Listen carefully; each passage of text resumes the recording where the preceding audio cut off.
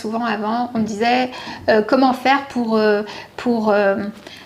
qu'on m'écoute, pour que je sois un bon manager, pour être convaincant. Voilà, c'est la question que je voulais te poser sur les managers, justement. Ah oui.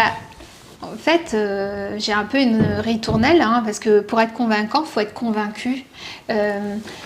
C'est vraiment ma première phrase pour voir comment les gens réagissent. C'est-à-dire que je ne vais pas te dire tu ressembleras à une marionnette si je te dis voilà, il faut que tu fasses tel geste, comme faire semblant que tu sais, que tu fasses tel genre de gestes amples pour montrer que tu es sûr de toi.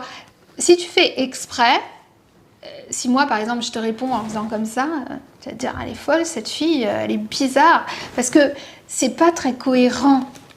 Mais si moi je travaille mon intérieur, je me dis je suis quelqu'un de compétent, je suis présente, je dirige, j'ai confiance, enfin voilà, il y a tout un mental. Il faut travailler d'abord son mental et les gestes suivent. Après, ça n'empêche que quand tu suis une formation ou quand tu as des conseils, quand tu es coaché, ou voilà, tu peux aussi te rendre compte que parfois, pour t'aider, il vaut mieux choisir certaines postures qui vont favoriser de l'amplitude plutôt que des postures qui vont t'écraser. Tu optimises en quelque sorte. Et pas te rendre service, ouais.